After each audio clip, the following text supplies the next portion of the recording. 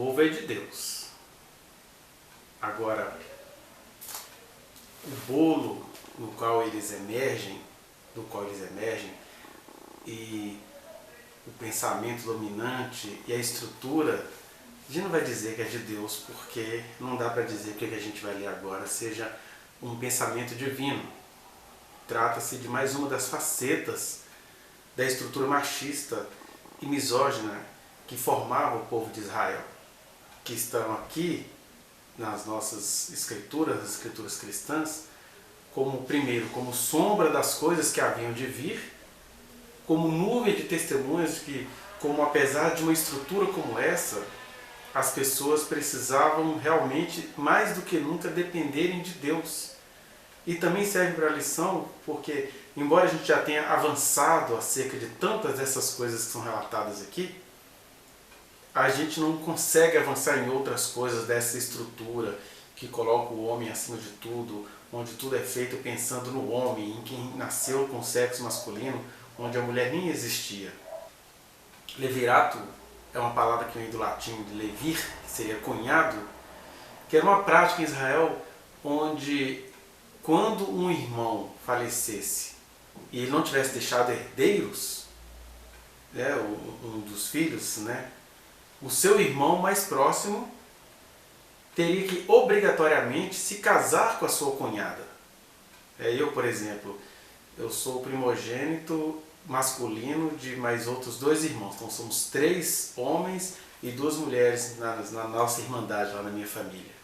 Então se eu morresse e não tivesse deixado o meu filho Kevin, que eu tenho atualmente com 20 anos, o meu irmão mais próximo teria que se casar com a minha esposa. Simples assim, sem se perguntar sobre o desejo da mulher. A mulher não tinha desejo, ela vivia em função da sociedade. Daí nas culturas machistas e misóginas, a mulher ser sempre vista sendo, como algo coletivo, que não pensa, que não deseja. Não se perguntava se a viúva gostaria de se casar com esse cunhado. Não, já estava tudo resolvido, era essa coisa tribal. Seu marido morreu, não tem um filho homem para quem que pudesse herdar, o irmão seguinte dele vai se casar com você, vocês vão ter um filho, e aí toda a herança vai para esse filho com quem você vai ter um novo casamento, né? É curioso que a gente começa a perceber aqui, se você vai lá em Levíticos, no capítulo 18, versículo 16, está dizendo que era proibido um irmão se deitar com a mulher do seu irmão. Era proibido o incesto. Aqui está se tratando do levirato, ou seja, o irmão morreu e aí sim, o irmão que ficou vivo teria de se casar com... Aí podia ver a nudez do irmão, né? Nesse caso aqui, porque era tudo pensando no homem, no estado do macho, na herança do macho, no homem, no nome de quem morreu. Olha só, pensava sempre no homem. O homem poderia não querer casar com essa cunhada. Isso aconteceu, por exemplo, no caso lá de Tamar. O Onã não quis ter filhos com a Tamar. E aí diz a Bíblia lá em Gênesis que Deus o matou por causa disso. Ele derramava o sêmen na terra, que as pessoas confundem isso com a masturbação. E aí depois o irmão seguinte não quis se casar com Tamar, ficou enrolando. Então está se pensando nesse homem que de repente não quer se casar com essa cunhada, né? Olha só, a gente tem aqui algum indício de justiça com uma mulher que se sentiu rejeitada, mas não se perguntava sobre a subjetividade da mulher, né? O que ela pensa, o que ela quer. Não, ela tinha que cumprir um rito social pré-estabelecido. Esse cara não quis casar comigo. E é claro que isso tudo colocava a mulher numa situação de armadilha, porque se ela também não procedesse assim, conforme lhe fora concedido por aquela sociedade, ela também não teria herança, ia ter de se prostituir, não tinha direitos sociais, né? Esse é o mundo misógino, machista. Essa é a cosmovisão de um povo que foi tirado por Deus do deserto, educado no deserto, mas que levou consigo muito tempo essa estrutura misógina, né? Ainda bem que Jesus veio nos resgatar de toda a maldição da lei, e nesse sentido, não só a maldição que ele carregou, mas a maldição que a lei era, porque isso aqui é uma maldição. Não precisa de mais nada aqui só tem um problema. Por que não se pergunta sobre a subjetividade de uma mulher? Por que não se pergunta sobre as vontades dela? Quando a gente vai fazendo os estudos, percebe-se que Israel nunca cumpriu muito direitinho essa lei do levirato, não. E nós já temos até mesmo no livro de Ruth, ainda no tempo dos juízes, o caso de Ruth, que era uma moabita, que tinha ficado viúva de um dos irmãos de Boaz, e aí Boaz não era o cara que deveria se casar com a Ruth para dar nome, tinha um outro resgatador. E aí o que eles fazem? Ele combina com a Ruth, olha, eu vou tentar ver o que eu posso fazer aqui, né? Porque a Ruth gostou foi do Boaz, não foi do cunhado imediato. Né? Então, ele vai lá e faz uma santa trama para poder ficar com a mulher que ele queria. E aí o irmão que teria direito a Ruth fala assim, eu não quero porque eu sou casado e aí eu não vou querer desapontar a minha mulher com essa outra, porque o cara tinha que ficar com a mulher do irmão além da que ele já tinha casado. Então isso tudo em Israel acabou não acontecendo muito, mas de qualquer maneira o Boaz se casa com a Ruth, não teve cusparada na cara pelo jeito, conforme manda a lei, graças a Deus, né, porque a Ruth queria casar era com o Boaz, não era com o outro. E aí, nesse imbróglio todo, a gente vai vendo pela historiografia bíblica que a Ruth se torna a bisavó do rei Davi, uma moabita que entra aí para... Mas quem levou o nome foi a Noemi, né? Tinha todas essas questões de luta de classes ainda, né? Quando Marx ainda não tinha escrito os seus livros sociológicos e filosóficos. Mas isso é luta de classes, né? A mulher passa por todo esse vexame, mas o nome é dado a uma tal de Noemi, porque a Noemi é que era a hebreia, que viria a ser no futuro a judia. Mas, de qualquer maneira, o que a gente precisa pensar aqui é que, graças ao bom Deus que Jesus veio, Ele se fez presente, Ele mudou todas essas coisas, Ele não mudou assim, impondo uma lei, Ele foi mudando as nossas percepções de dentro para fora. Tanto é que hoje em Israel nem se pratica mais isso, porque Israel é um povo monogâmico, pelo menos idealmente falando. Nenhum ser humano é monogâmico, né? E até os que se pensam monogâmico, há muitas outras coisas ali que estruturam esse relacionamento. Há muitas questões fantasmagóricas num relacionamento. Poucas são as pessoas que encararam os seus egocentrismos, que encararam a sua estrutura psíquica e que podem dizer da plenitude de um casamento. Mas até quando as pessoas têm essa consciência, tem algo errado no ser humano que só vai ser resolvido quando a gente for habitado eternamente pelo eterno. Eternamente no sentido de plenamente, né? Mas o interessante é a gente já ir caminhando nessa direção. E nesse sentido Israel é um povo monogâmico. Então não se pratica mais isso.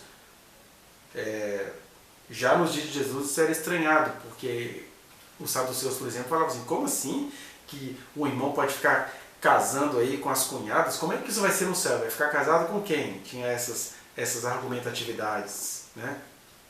E Jesus falava assim, olha, preocupe-se com isso não, no céu não se casa, mas se dá em casamento, ou seja, não é o casamento o eixo da vida.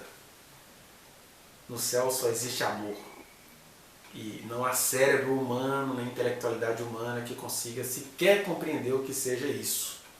Ou seja, nem se preocupe com isso que vai vir lá. Preocupe-se em ser de Cristo aqui. Então aqui, ó, Cristo nos resgatou da maldição desta lei também.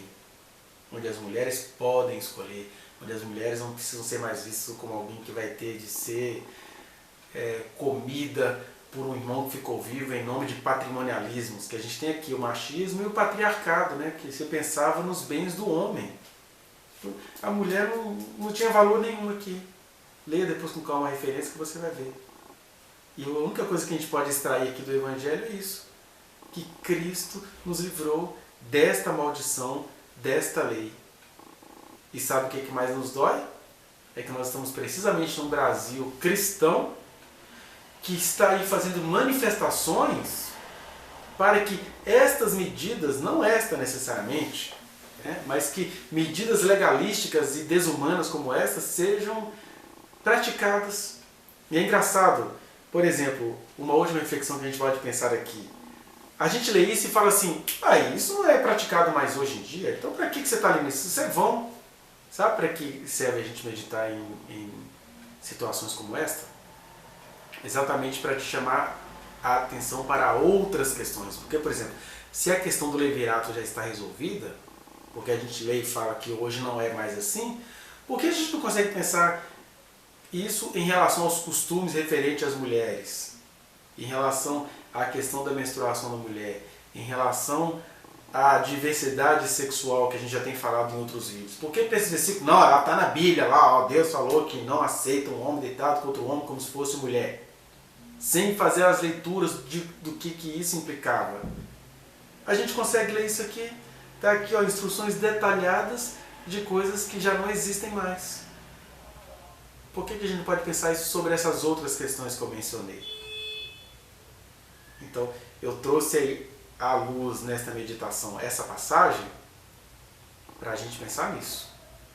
Cristo nos resgatou da maldição desta lei e Ele continua querendo que você se resgate de muitas outras maldições, de uma outra lei que está em nós, que é a lei do pecado, que é a lei da estrutura humana, e uma estrutura que coloca o homem acima de tudo, uma estrutura que faz as pessoas desejarem um tradicionalismo que é nocivo.